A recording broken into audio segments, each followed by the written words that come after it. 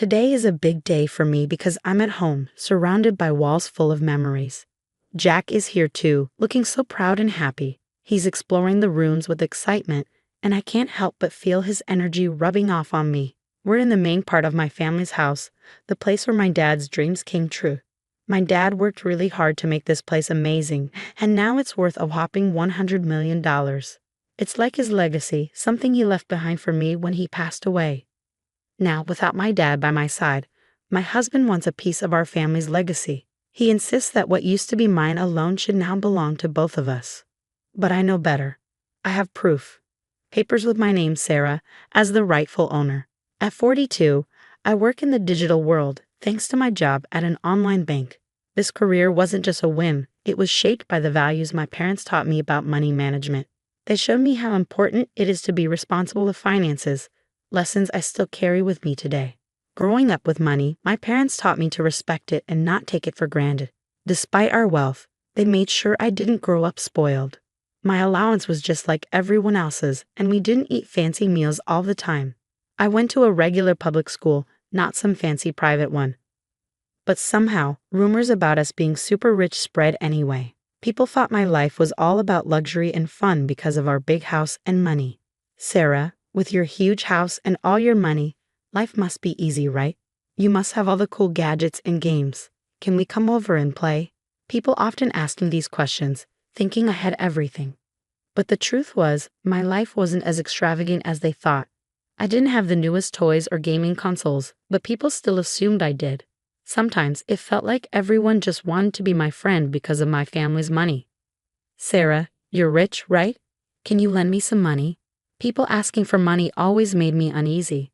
It felt like I didn't understand the values my parents taught me.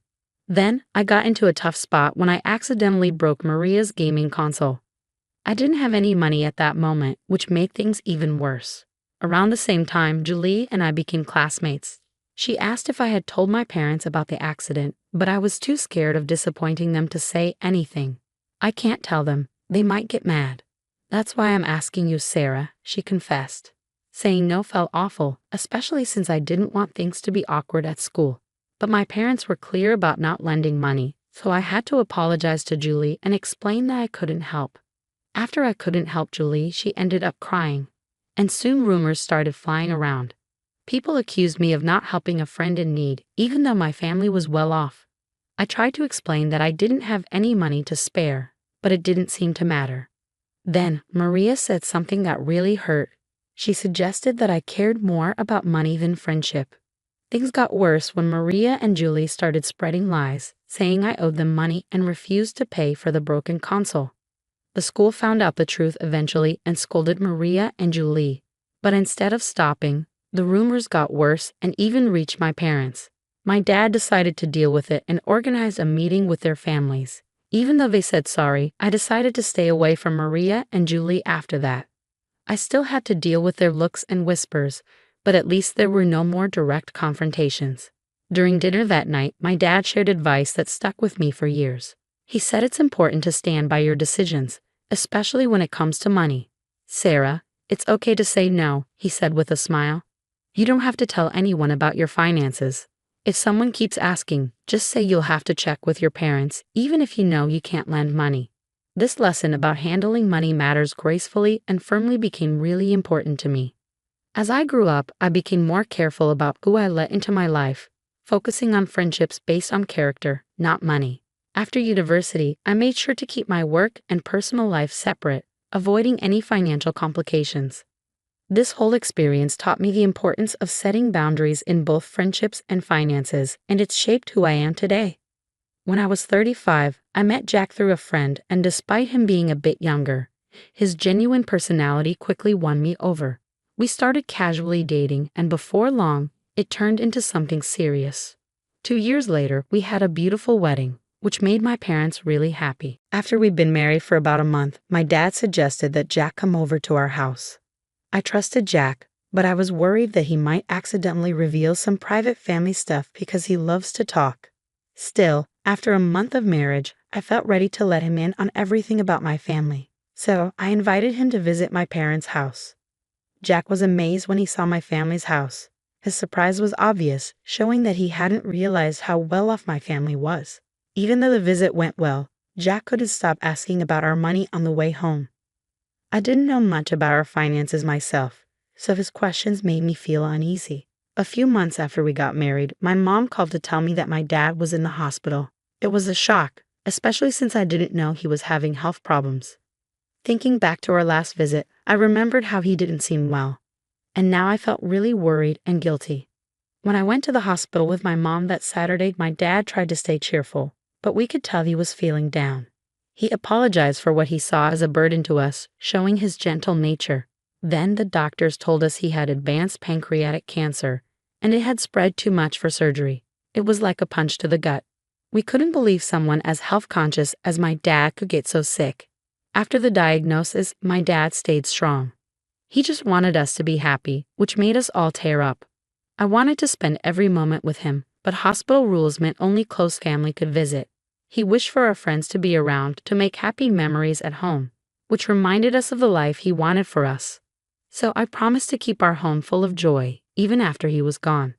Keeping that promise became really important to me. I decided to renovate our family home, something to focus on during such a tough time.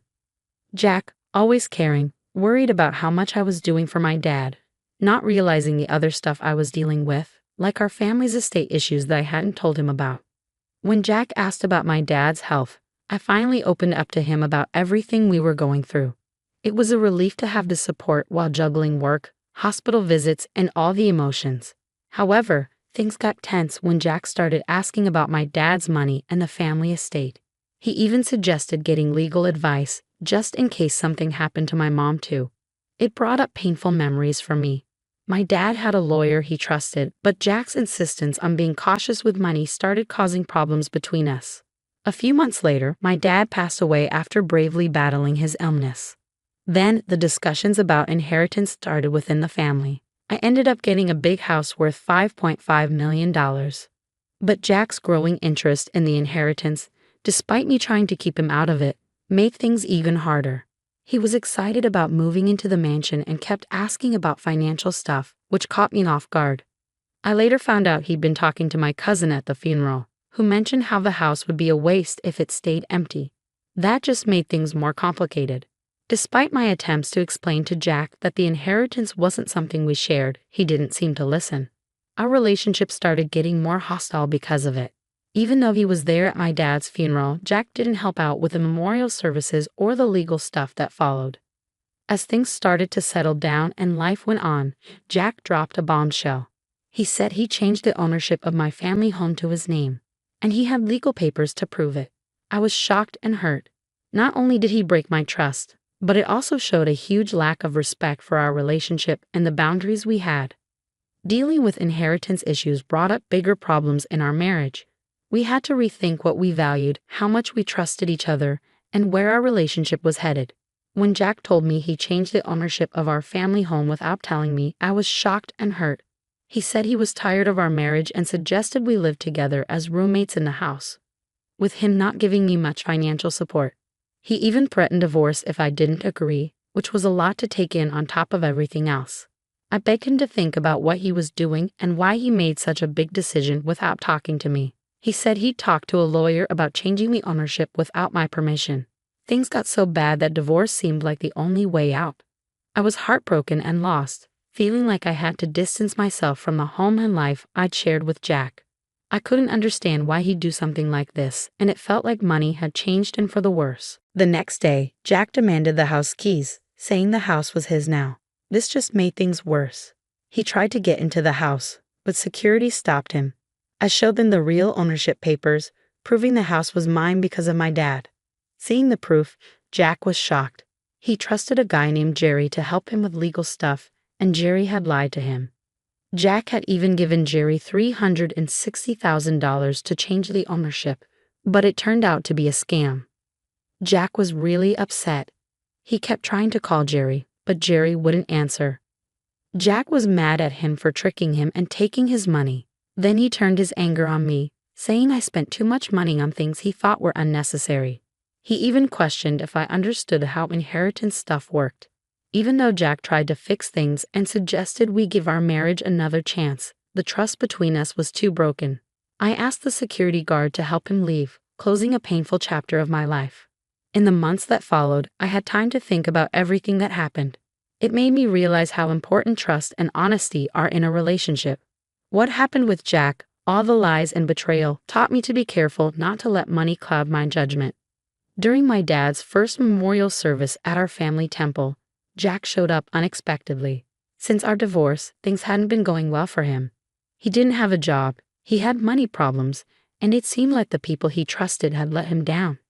He looked really sad and lost, standing there in contrast to the solemn occasion. As he tearfully tried to apologize, his actions unintentionally disrupted the memorial, causing a commotion among my relatives. Despite his emotional distress, I had to ask him to leave, and security had to step in to make sure it happened. It was a difficult moment, especially during such a solemn occasion, leaving me with mixed emotions, but also a strong desire to move forward and leave our past behind. I decided it was time to leave my parents' home, something I'd been planning for a while. I found a new place to live, cutting ties with Jack for good. Meanwhile, Jack kept coming to the family property, which we had turned into a rental villa. My mom and I ran the villa together, turning it into a happy place for many people to visit and enjoy. On his side, Jack seemed to be trying to make positive changes. He got a new job and was really focused on starting over. Turning our family home into a rental villa not only honored my dad's vision, but also created a welcoming place for guests from all walks of life. The villa, known for its stunning views and beautiful garden, became really popular.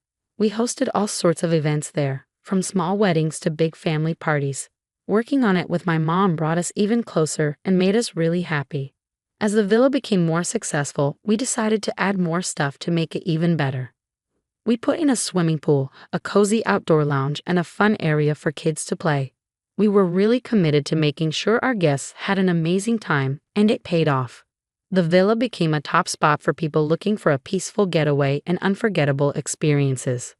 This whole project wasn't just about making money. It was about making my dad's dream come true and creating special memories for our guests.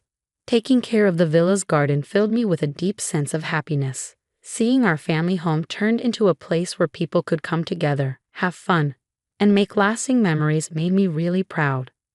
I could almost imagine my father looking down with pride at what we had accomplished, bringing his dream to life. This venture not only fulfilled his vision, but also gave us financial stability and a sense of freedom. Along the way, I learned important lessons about trust, money, and the strength needed to forge my own path, separate from the challenges of the past.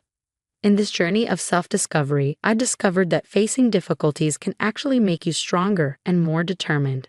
I heard news about Jack from friends, and it seemed like he was turning his life around, finding a meaningful job and learning from his mistakes. Seeing his progress gave me a sense of peace, knowing that both of us were moving forward and growing. My father's dream became a driving force for growth, not just for me and my mom, but for everyone who visited the rental villa. It became a place of joy and celebration, a sanctuary where people could create lasting memories. The success of the villa is a testament to my father's vision, reminding us of the values of resilience and hard work. Through this venture, we've created more than just a place to stay. It's a source of happiness, a place for making memories, and proof that dreaming big and putting in the effort can lead to incredible things.